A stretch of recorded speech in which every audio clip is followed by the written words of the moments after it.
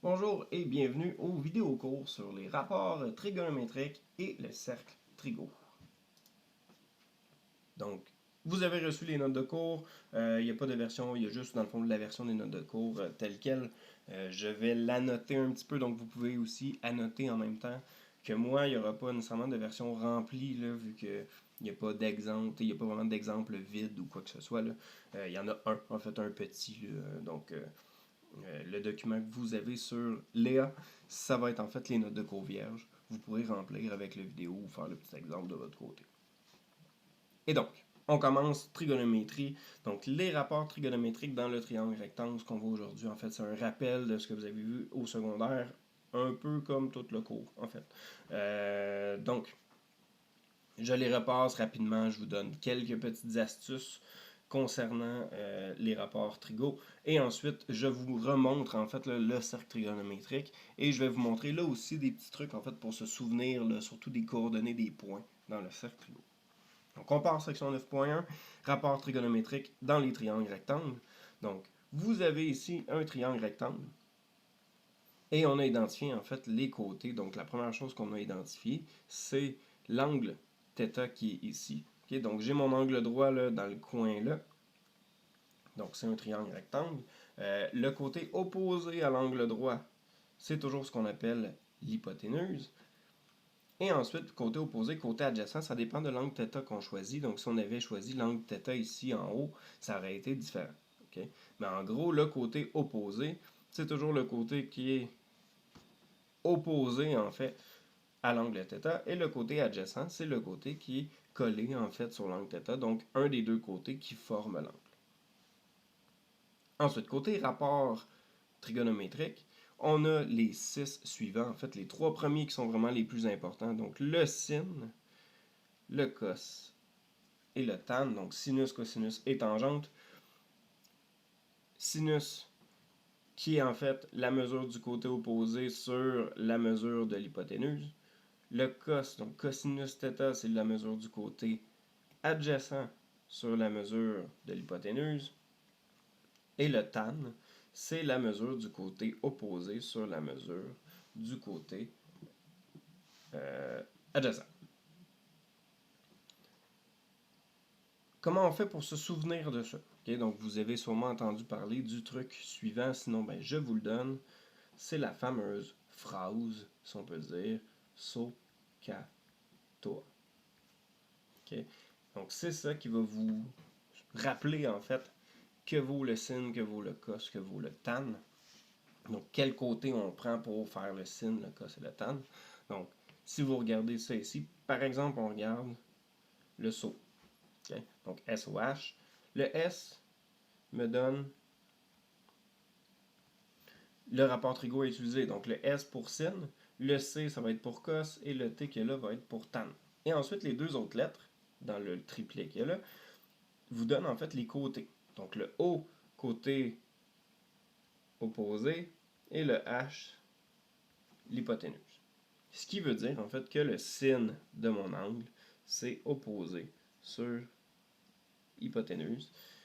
Et si vous faites ça en fait avec le K et le TOA, donc le K c'est AH, cos c'est adjacent sur hypoténuse, on retrouve bel et bien ce qui est ici, et le tan c'est opposé sur adjacent, on retrouve bel et bien ce qui est écrit là.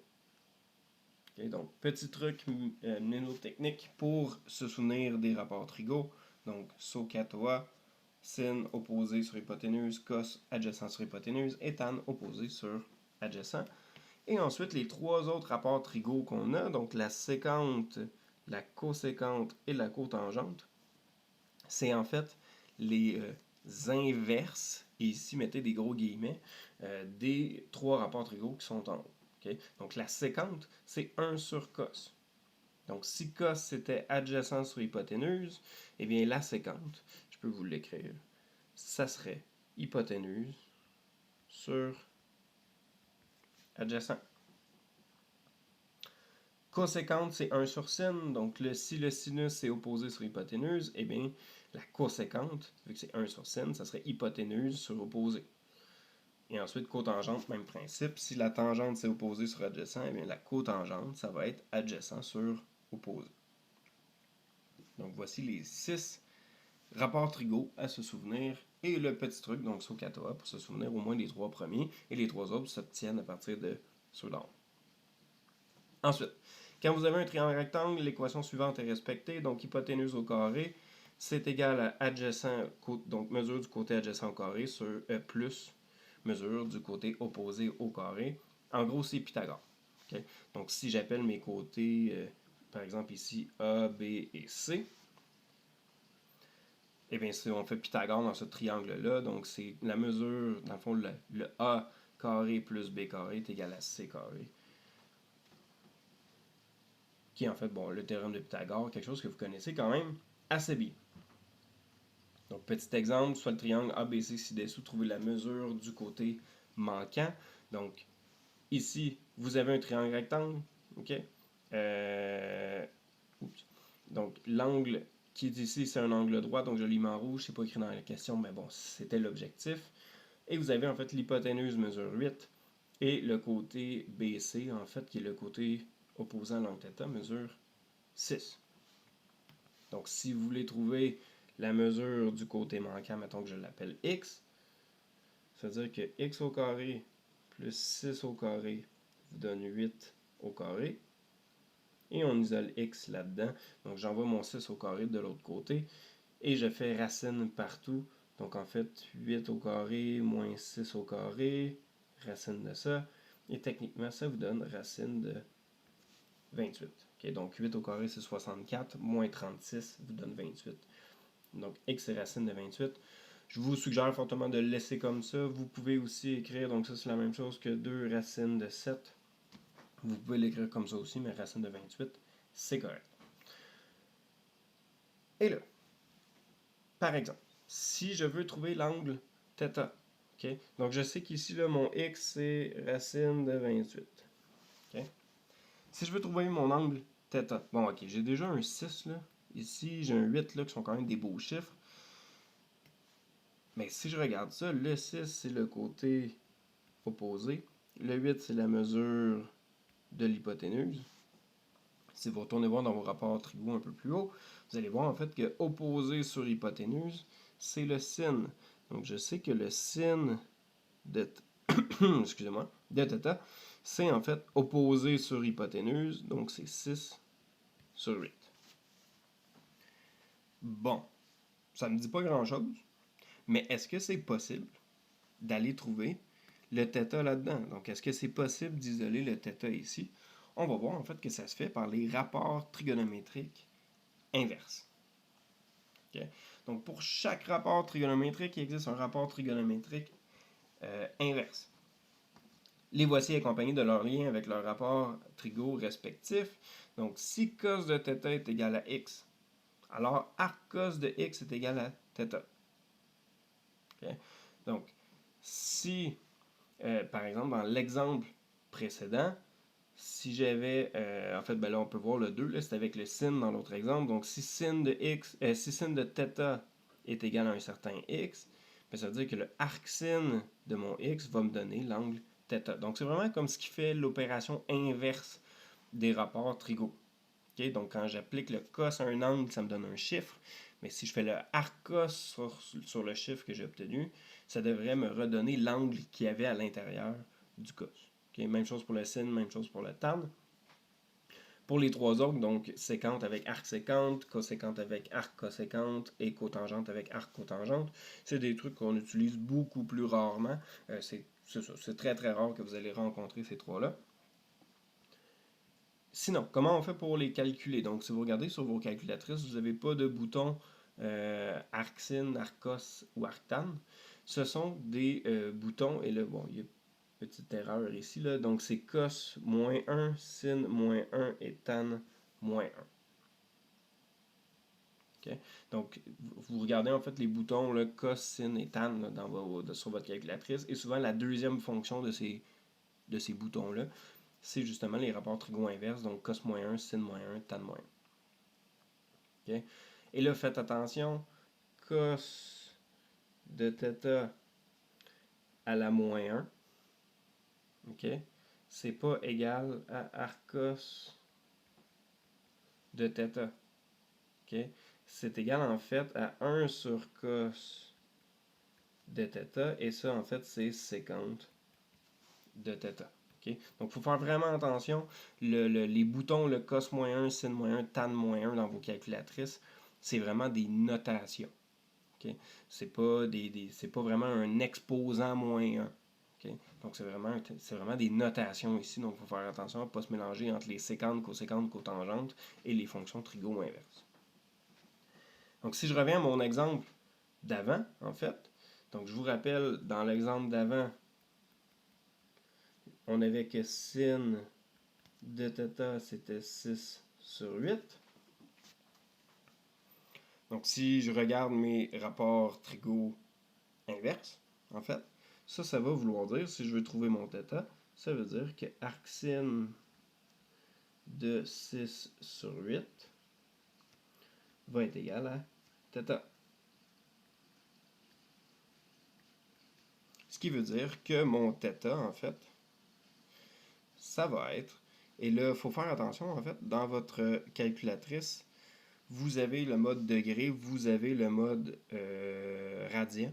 Okay, donc, si vous voulez votre angle en degrés, il faut mettre votre calculatrice en degrés. Si vous voulez votre angle en radian, il faut mettre votre calculatrice en radian.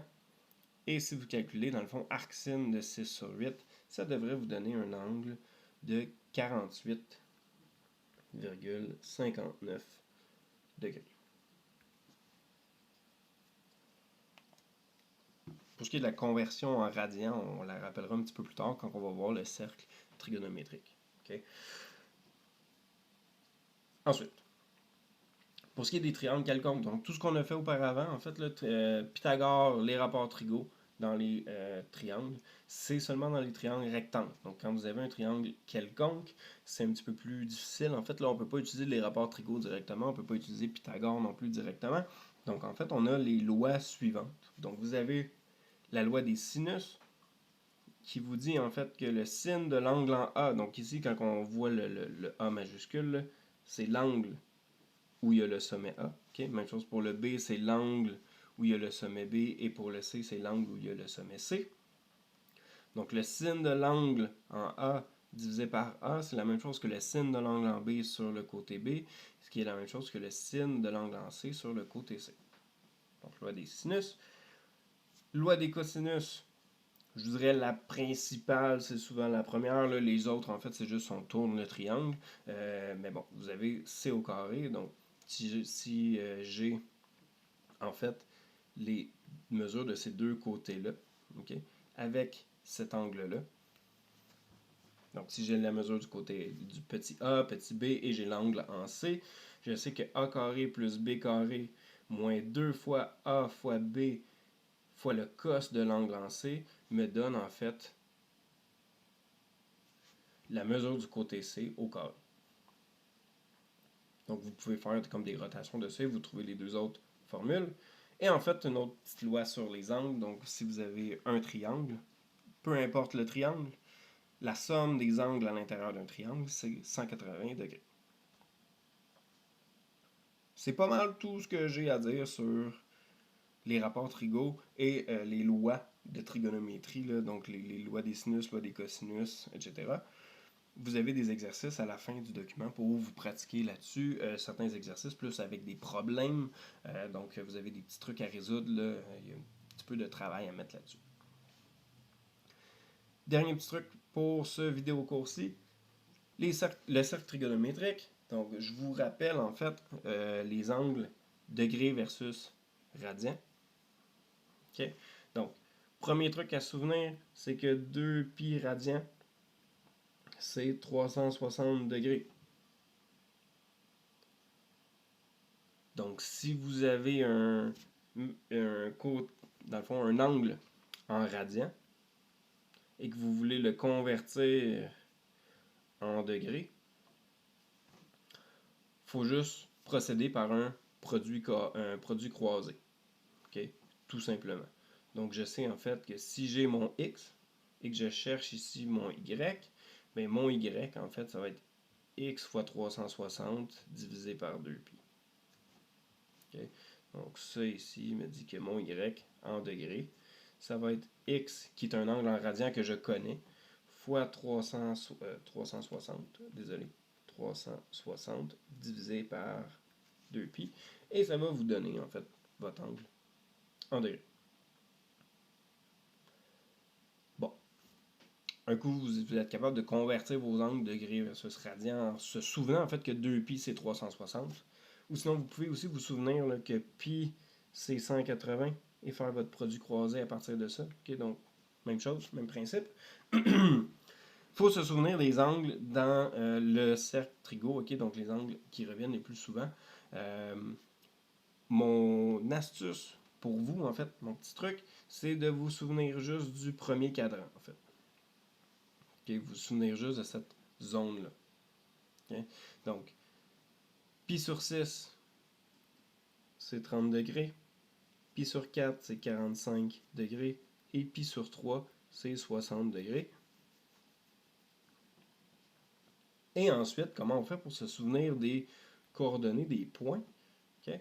Ben, ce qu'il faut faire, petit truc que je trouve quand même assez facile. Donc, ce qu'on fait, c'est par exemple en X. Donc, comment je fais pour me souvenir des coordonnées en X? Okay? Si vous regardez quand on parcourt de gauche à droite, donc je pars dans le fond d'ici, okay? Donc je pars de la gauche et je parcours vers la droite, tous les nombres sont divisés par 2. Okay? Donc j'ai une demi, racine de 2 sur 2, racine de 3 sur 2, donc j'ai toujours un divisé par 2. Okay? Que ce soit en X ou en Y, j'ai toujours un quelque chose divisé par 2. Comment je fais pour déterminer le quelque chose qu'il y a sur le dessus? Si vous regardez ici, j'ai 1, 2 et 3 sous racine en fait. Okay? Donc ici, 1, c'est comme si j'avais racine de 1. Donc quand je parcours mes x, donc de 0 en me déplaçant vers la droite, donc je pars ici de la gauche et je me déplace, en fait je croise racine de 1, racine de 2 et racine de 3 dans cet ordre-là. Et là, si vous regardez pour les y, même principe. Donc pour les y, si je pars d'en bas et que je monte, okay, donc ça pour les y, ça ici pour les x. Donc si je pars pour les y et que je monte vers le haut, le premier que je rencontre, racine de 1. Le deuxième, racine de 2. Et le troisième, racine de 3. Donc j'y croise dans l'ordre en fait. 1, 2, 3. Et c'est toujours divisé par 2. Okay, donc racine de 1 sur 2, racine de 2 sur 2, racine de 3 sur 2. Sinon, donc ça c'est le petit truc pour s'en souvenir, mais sinon ça veut dire quoi en fait? C'est coordonnées de points là. Okay? Donc je vous efface ici un peu les couleurs. Donc si vous regardez ces coordonnées de points là, okay? Donc racine de 3 sur 2, virgule 1 demi. Donc à quoi ça correspond? C'est en fait cos de l'angle. Par exemple ici, si vous êtes en degrés, c'est 30 degrés. Donc ça, c'est la coordonnée en x. Et ensuite sin de l'angle, donc sin de 30 degrés. C'est encore là, vous prenez vos angles en degrés. Sinon, c'est la même chose en fait. Donc c'est les coordonnées des points dont le x est donné par le cos de pi sur 6 et le y est donné par le sin de pi sur 6. Okay? Donc en fait, les coordonnées d'un point dans le cercle trigonométrique, le x est donné par cos de l'angle et le sin est donné par et le y, désolé, est donné par le sin de l'angle. Donc maintenant, ben, vous avez votre premier cadran du cercle trigo, vous avez la petite astuce, le petit truc là, pour identifier les coordonnées des points. Vous pouvez calculer toujours les angles avec votre calculatrice. Okay? Donc c'est possible de le faire sans problème. Sinon, si vous voulez vous souvenir des coordonnées des autres points dans les autres cadrans, donc comment on fait pour s'en souvenir? On prend le premier cadran qu'on est bien capable de remplir maintenant avec les petits trucs que j'ai donnés. Et en fait, c'est juste des symétries ou des reports d'angle. Okay? Donc si vous regardez ici, par exemple, ici il y a 2 pi sur 3. Okay? Mais si je regarde en termes d'angle, 2π sur 3, bon, j'avais π sur 3 ici qui était 60 degrés. Je refais un autre 60 degrés. Je suis rendu. Donc ça ici, c'était mon premier 60 degrés. Deuxième 60 degrés, je suis rendu à 2π sur 3. Et si vous regardez en termes de coordonnées, donc comment je fais pour identifier les coordonnées, je suis à la même hauteur que l'autre point, l'autre côté, qui était à π sur 3. Donc comme je suis à la même hauteur en y, ça veut dire que le y va être pareil. Okay? Donc si vous regardez ici, le y c'était racine de 3 sur 2, bien, le y c'est aussi racine de 3 sur 2. Et ensuite, comment je fais pour identifier la coordonnée en x? Bien, en fait, la coordonnée en x, si vous regardez ici, en x, j'avais 1/2. Et là, ce que j'ai fait, c'est comme une réflexion par rapport à l'axe des y. Donc, je suis à la même distance ici que l'autre côté, en fait. Ce qui veut dire que je vais avoir moins 1/2 parce que je vais être avant le 0. Okay? Donc, je suis à gauche du 0 sur l'axe des x. Donc, je suis à moins 1/2 parce que je suis à la même distance, mais l'autre côté là, de l'axe des y. Et donc, par symétrie, vous pouvez retrouver toutes les coordonnées de tous les points, en fait, autour du cercle trigonométrique pour les angles principaux, c'est-à-dire, en fait, l'angle 0, qui est en fait le point ici. Là. Okay? Ensuite, vous avez π sur 6 ou 30 degrés, π sur 4, π sur 3 et tous les multiples de ça, en fait, et π sur 2, en fait, là, qui est 90 degrés, et tous les multiples de ça. Donc, 2π sur 3, 3π sur 4, 5π sur 6, π. Okay? Donc, qui est 2 fois π sur 2, donc 2 fois 90 degrés. On peut le voir comme ça. Et même ceux d'en bas, donc on peut continuer là, sans problème. Donc, c'est ce qui conclut pas mal ce que j'avais à dire sur le cercle trigonométrique et les rapports trigo. Vous avez des exercices à compléter. Donc, comme d'habitude, vous avez votre série d'exercices qui est à même vos notes de cours. Vous avez, résoudre les triangles suivants, ça veut dire, en fait, trouver les mesures des données manquantes, en fait. Donc, par exemple, pour le A, il vous manque la mesure de l'hypoténuse ici. Et si vous voulez, en fait, vous pouvez même aller trouver les mesures des angles qui sont là. Donc, je vous suggère fortement de vous pratiquer à faire ça. Ensuite, les autres, vous avez des petits problèmes plus mathématiques, là, donc des petits problèmes plus logiques, si je peux dire. Donc, il faut utiliser un petit peu les connaissances qu'on a sur les cercles et ce genre de trucs-là. Si vous avez des questions, n'hésitez pas à m'écrire, puis je pourrai vous donner les solutions là, de ces numéros-là sans problème. Vous avez, à la fin, comme d'habitude, les solutions complètes. Okay? Donc, pas les solutions complètes, mais les réponses, en fait, qui sont là. Vous n'avez pas les démarches au complet, là, mais au moins vous avez les réponses à la fin pour vous vérifier. Et donc, si jamais vous avez des questions, n'hésitez pas à me contacter par le serveur Discord où je suis connecté là, pas mal tout le temps. Sinon, vous pouvez m'écrire un mio et j'essaierai de vous répondre le plus rapidement possible. Donc, c'est ce qui met fin aux vidéos cours sur les rapports trigo et le cercle trigonométrique.